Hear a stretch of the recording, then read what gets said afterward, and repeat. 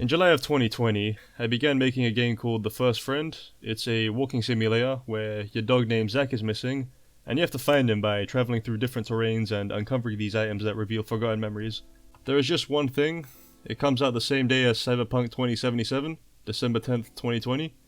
Now, The First Friend is planned to come out on December 10th, so it's not official, but I have every intention to release it on that day. Now, I don't need to explain what Cyberpunk 2077 is. The marketing for Cyberpunk has been insane, a lot of people are hyped, I'm hyped, and like many of you, I can't wait to get my hands on it. So the big question is, why?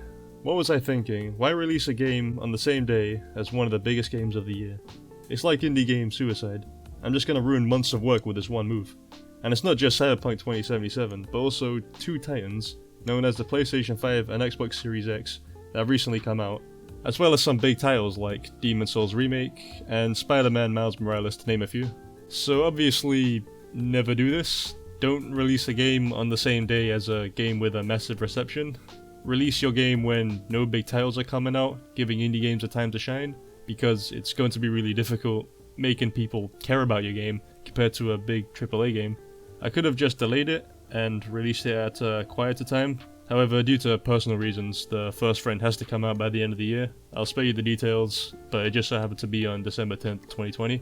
Another thing is, I'm not competing with anybody. If hardly anyone buys the game or knows about it, then that's fine with me. The reason I made The First Friend was to just start and complete a game and get out there so I can grow as a game developer.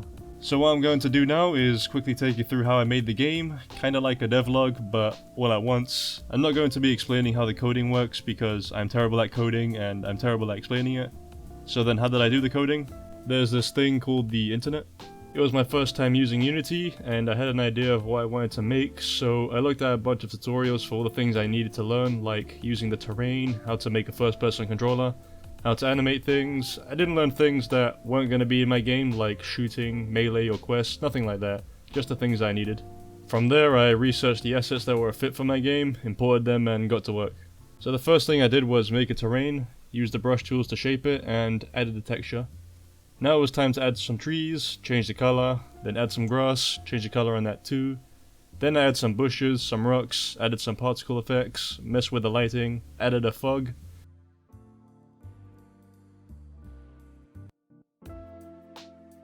and some post-processing effects like bloom, vignette, and ambient occlusion.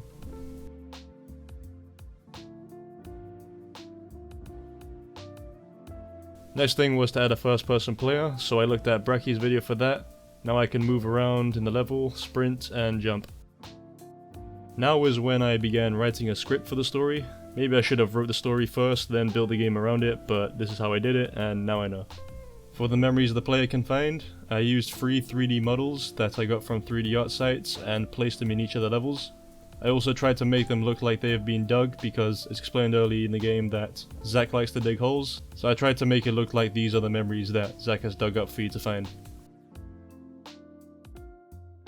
I also found a free cabin model, which is where the player starts. I recorded the lines using a mic that I borrowed from a friend, found some royalty-free music and sound effects. I made a quick pause menu. I looked at how to create a main menu, make a little scenery, and add in a fade in for when the player enters the main menu and a fade out when the player hits new game. Added some collisions, so when the player collides with the trigger, the audio plays.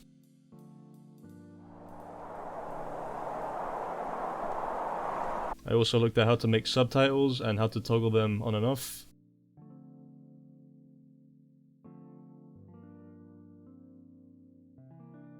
I made some animations for the doors that activate when the player collides with the trigger.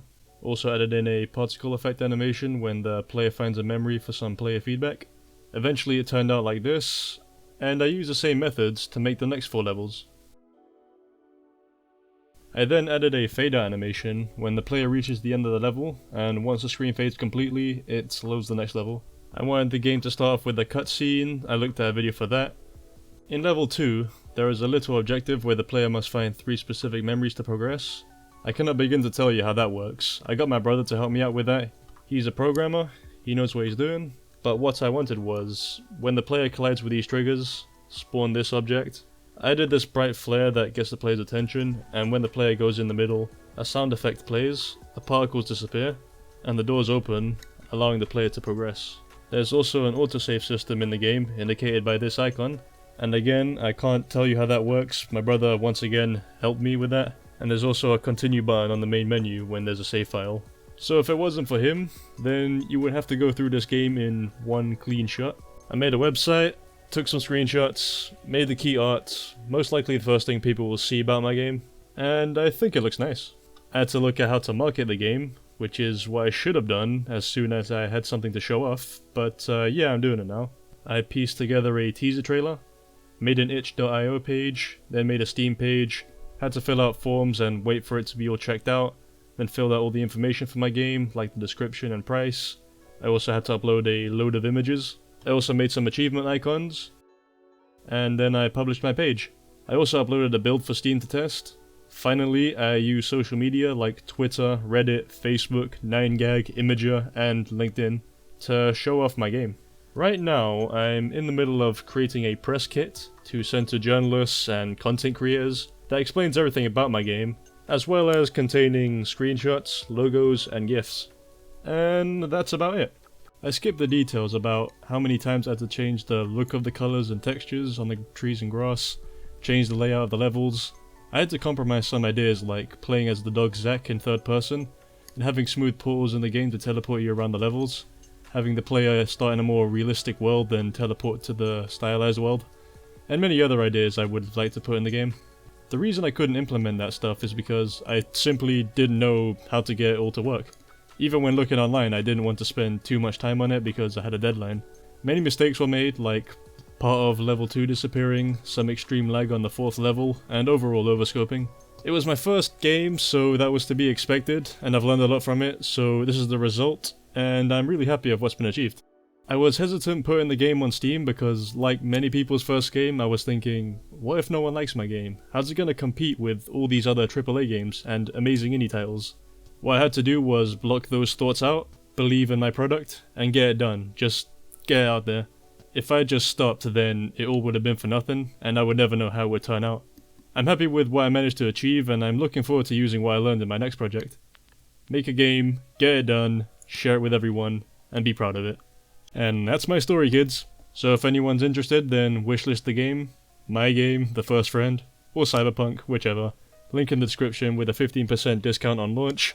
With that said, thanks for watching, like, subscribe, tell me what you think. If you want to follow me on social media, you can do that too.